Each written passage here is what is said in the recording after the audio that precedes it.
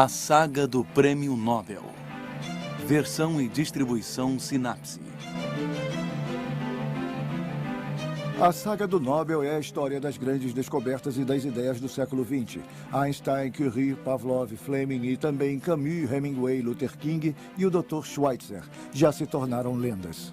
Desde a descoberta dos raios-x em 1896 pelo alemão Wilhelm Röntgen, os instrumentos que permitem ver o interior do corpo tornaram-se ainda mais precisos, graças a Felix Bloch, iniciador da imagem por ressonância magnética, e Godfrey Hounsfield, inventor do scanner.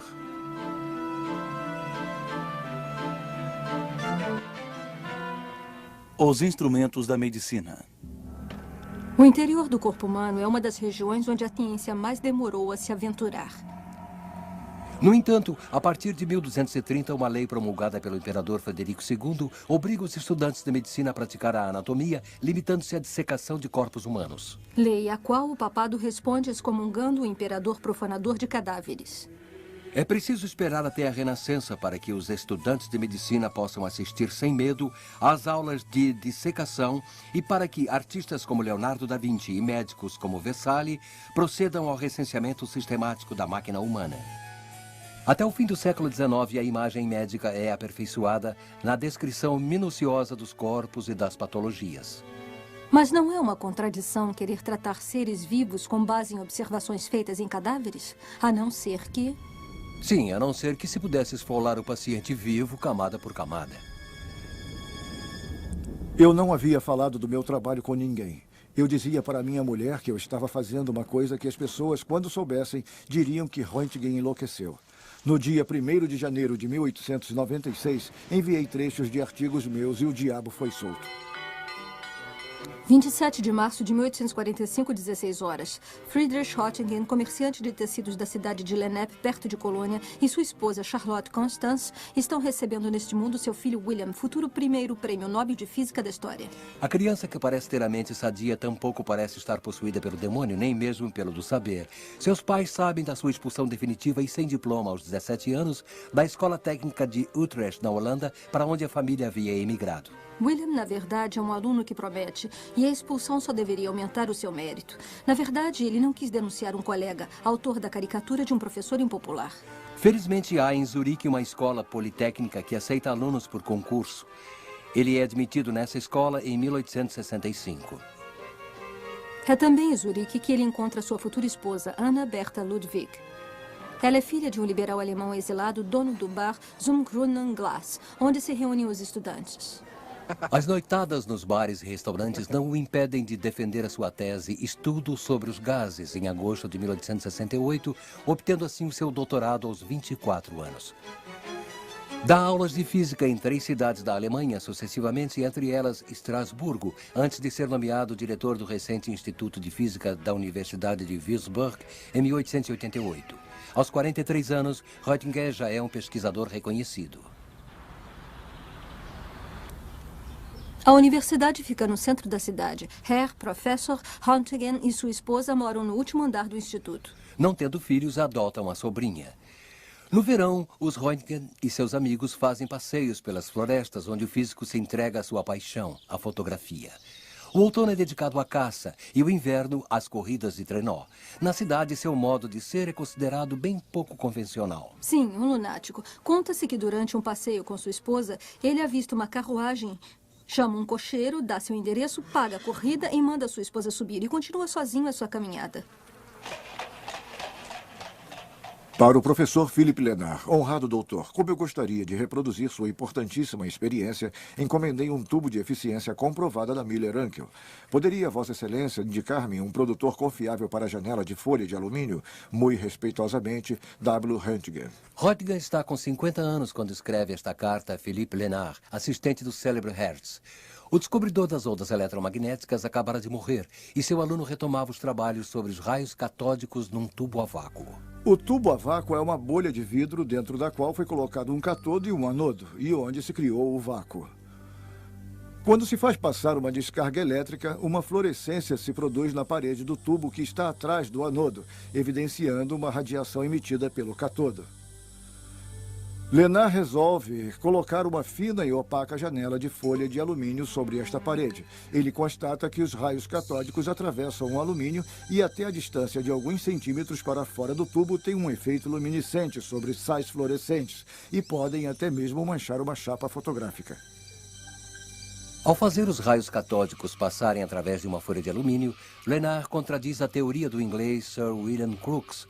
Se os raios catódicos fossem um fluxo de partículas elétricas ou uma matéria radiante, como definidas por Sir William, eles não poderiam atravessar a matéria.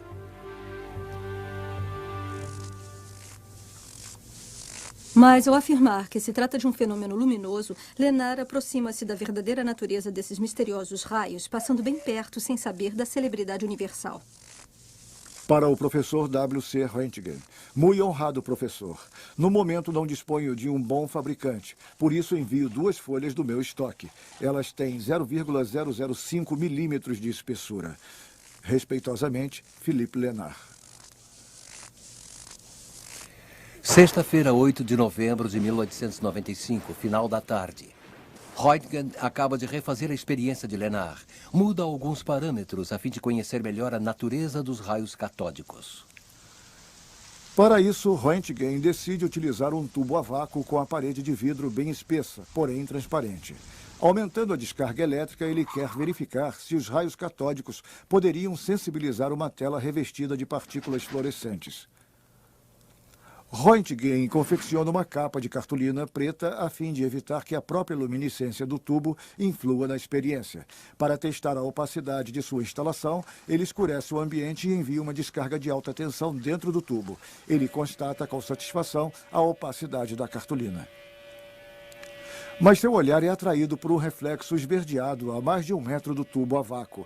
Incrédulo, ele interrompe a descarga, depois torna a enviá-la. Ele constata que o fenômeno de fluorescência se repete no mesmo local. Acende um fósforo e se dá conta de que a estranha luz provém da tela que está sobre um banco. Alguma coisa que emana do tubo age sobre a tela, a uma distância bem maior do que podem os raios catódicos observados por Lenard, e, além do mais, atravessando uma cartolina preta. William se dá conta de que é testemunha de um fenômeno físico jamais observado até aquele momento. Desejando testar o grau de transparência de outros materiais, além da cartolina, ele agora tira a capa do tubo e coloca a tela ao alcance mais direto da irradiação. Quando acaba de enviar uma nova descarga, ele passa sem querer a mão entre o tubo a vácuo e a tela fluorescente para apanhar um livro. O que acontece é impressionante.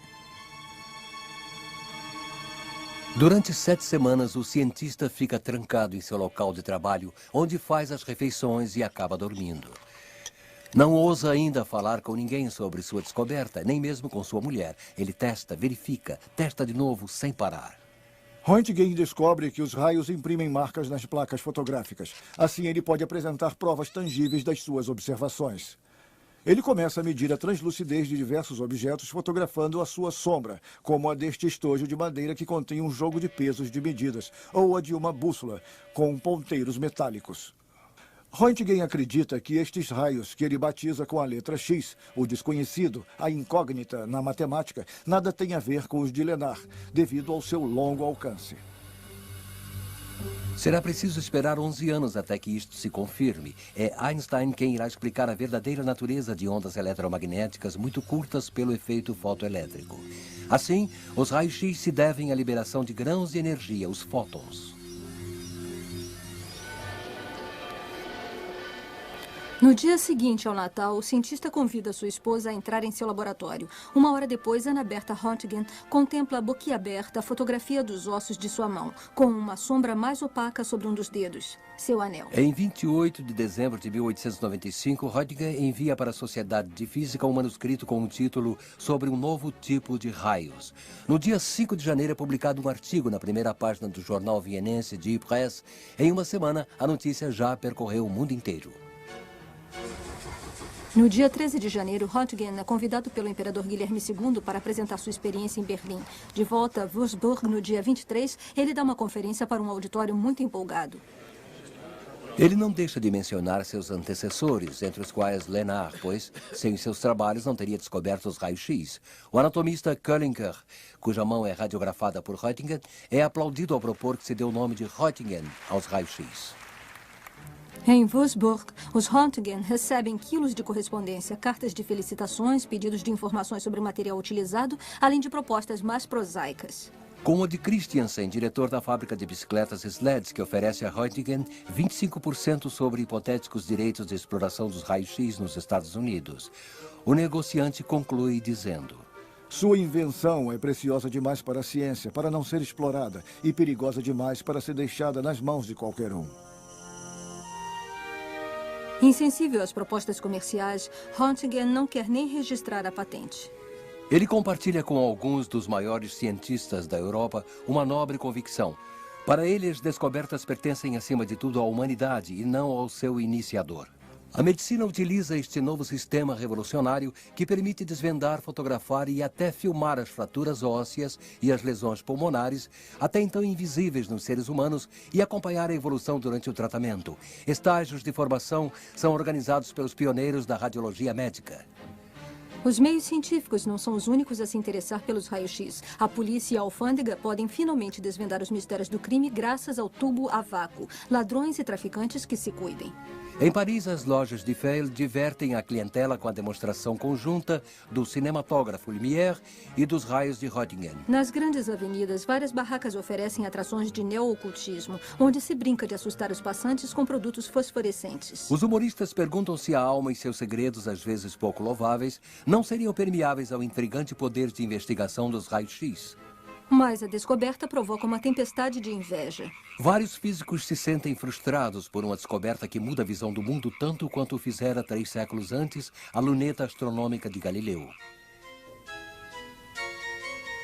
Alguns até se gabam de haver produzido os raios-x durante suas experiências muito antes de Röntgen. Bastante contestável em alguns casos, com exceção desta foto, tirada 6 anos antes da descoberta de Röntgen num laboratório da Pensilvânia. Após uma descarga num tubo de Crookes, a silhueta de 2 moedas ficará impressa numa placa fotográfica que se encontrava por perto. Só que ninguém teve a intuição de Röntgen e a placa foi relegada a objeto de curiosidade. No ano de 1901, os executores testamenteiros de Alfred Nobel pedem a físicos do mundo inteiro que forneçam uma lista de seus colegas passíveis de receberem o prêmio. Dos 29 físicos indicados para o Nobel, o nome de Röntgen aparece 12 vezes e o de Lenard uma única vez. Aos olhos da comissão consultiva, os trabalhos dos 2 homens são complementares, justificando uma possível divisão do prêmio. Este parecer não foi levado em conta pela academia.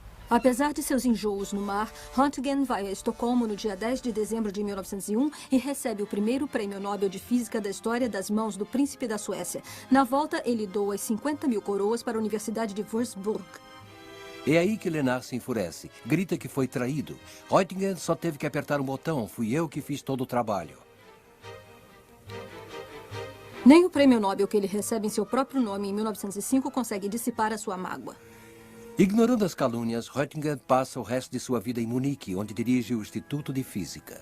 A derrota da Alemanha em 1918 deixa-o profundamente chocado e a inflação leva-o à ruína. Viúvo e aposentado, continua até o fim da vida indo ao Instituto, onde mantém um pequeno laboratório. Sua luz se apaga aos 78 anos no dia 10 de fevereiro de 1923. 10 anos depois, Hitler assume o poder. Lenard, que se notabilizou desde os anos 20 por um forte antissemitismo, tornou-se um dos representantes mais visados da hierarquia científica nazista. Sua história da física alemã, em 4 volumes, com forte apelo ariano, em momento algum menciona o nome de Einstein, nem o de Röntgen. Em 1946, um ano antes de morrer, Lenard responde irritado à pergunta do radiologista americano Ether. Röntgen era judeu? Não, mas era amigo dos judeus e agia como um deles. Em 1996, no centenário de sua experiência, William Röntgen é universalmente celebrado como o único e verdadeiro descobridor dos raios-x.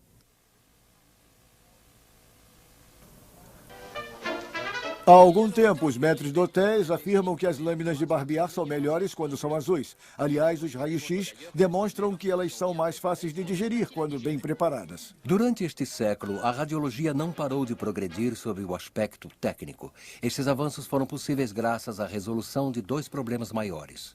Logo se percebeu o quanto a irradiação é nociva. Foram constatadas graves lesões cutâneas nos pacientes expostos aos raios durante muito tempo, assim como nos médicos que manuseavam os tubos a vácuo. Alguns pioneiros da radiologia acabaram até morrendo.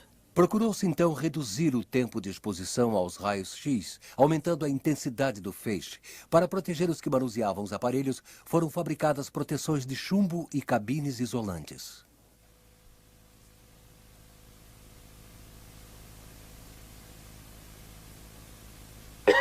Como as fotografias realizadas por raio-x não conseguem dar conta do volume de um objeto em 3 dimensões, torna-se difícil, às vezes, discernir o elemento que se quer examinar dos outros que o cercam. Como solução, foram adaptados filmes de alta sensibilidade. Também foram utilizados produtos de contraste que, ingeridos pelo paciente, têm a propriedade de se fixar sobre certos tecidos, permitindo que fiquem mais em evidência com relação a outros de densidade equivalente. Estes produtos resolvem, em parte, a questão do contraste do objeto a ser analisado. Ainda resta o problema da falta de nitidez devido à presença de outros tecidos na frente e atrás da zona pesquisada.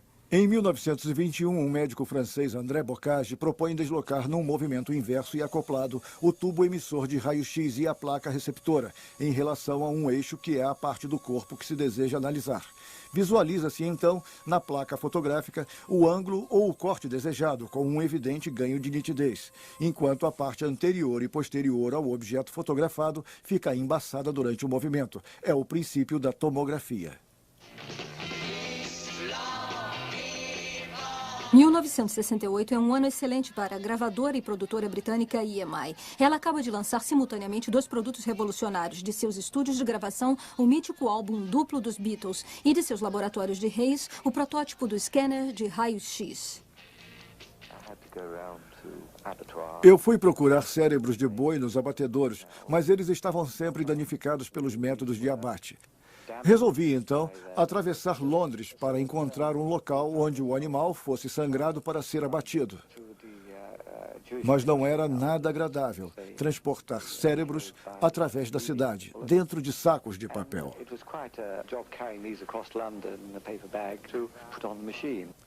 O engenheiro Godfrey Hounsfield realizou, após 9 horas de coleta de dados informáticos e 1 hora de reconstrução por computador, esta imagem em corte de um cérebro.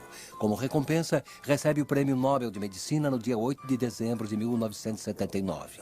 Um neurologista, Dr. Ambrose, expõe a Hounsfield o problema da proximidade muito grande de densidade entre os diversos tecidos do cérebro, que acaba impedindo que os radiologistas localizem com precisão as lesões tumorais.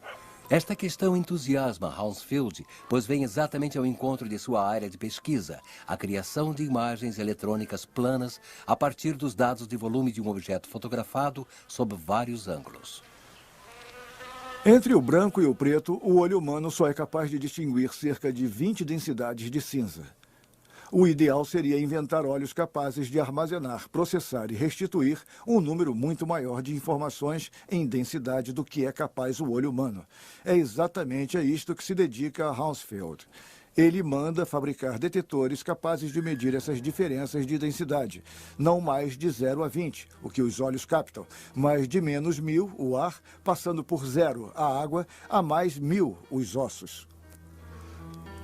O scanner de Hounsfield retoma o princípio mecânico de apreensão das imagens da tomografia por raio-x, com a diferença de que ele multiplica por milhares as medidas durante o movimento de rotação do conjunto tubo emissor de raio-x e detetor de densidade.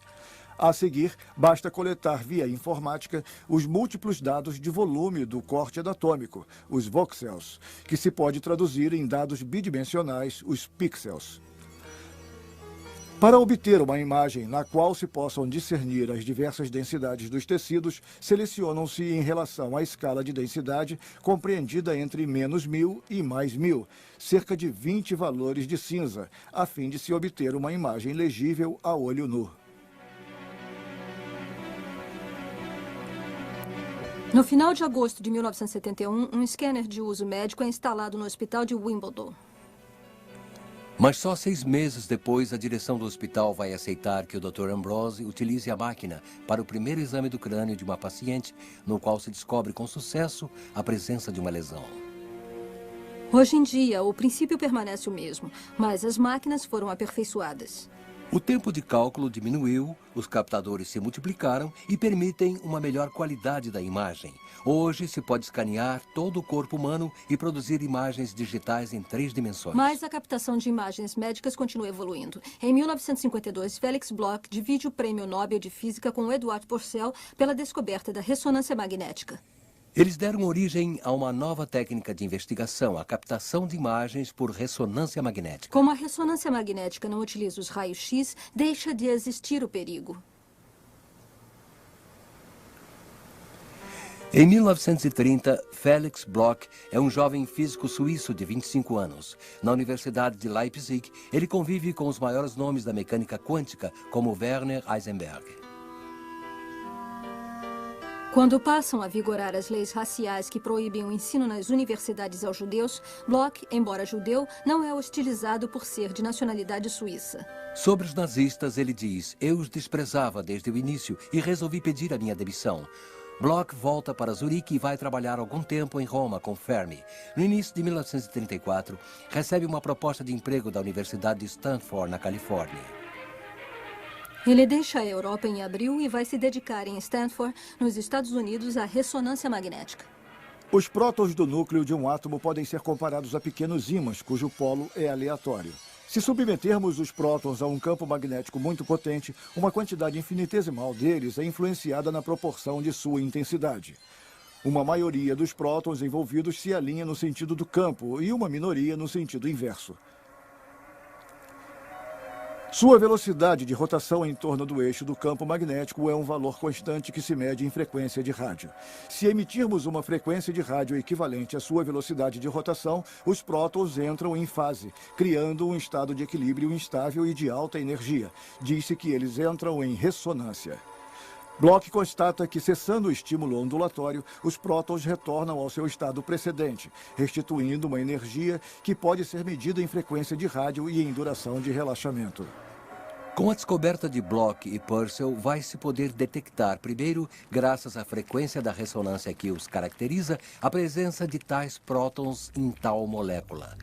Em seguida, interpretando sua duração de relaxamento, poder-se-á determinar seu grau de concentração, permitindo a identificação do meio tissular em que ele se encontra, osso, tecido mole ou água.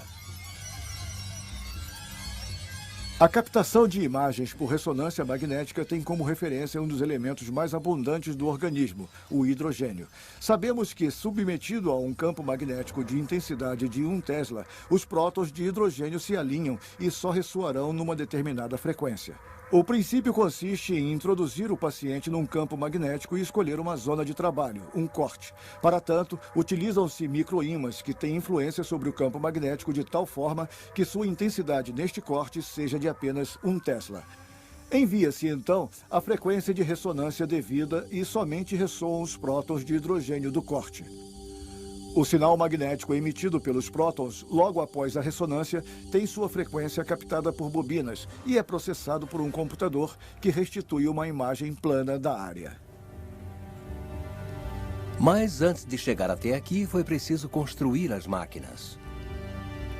Desde 1969, um professor da Faculdade de Medicina de Nova York, Raymond Damadian, pensa ser possível diferenciar os tecidos sãos dos tecidos doentes, em especial aqueles atingidos pelo câncer, graças à ressonância magnética.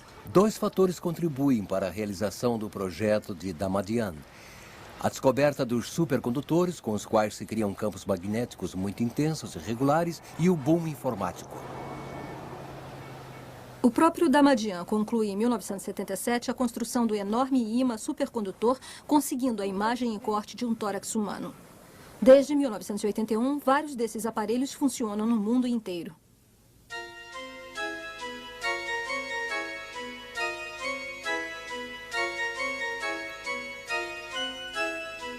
Em um século, a captação de imagens médicas, que permite estudar ao vivo a anatomia dos órgãos e a evolução das patologias, tornou-se uma ferramenta indispensável à medicina. A radiografia, o scanner, a ressonância magnética e também a ecografia e a cintilografia permitem-nos explorar a parte, por menor que seja, do corpo com uma precisão cada vez maior. Graças às diferentes técnicas de investigação, não é mais preciso abrir um corpo humano para fazer um diagnóstico.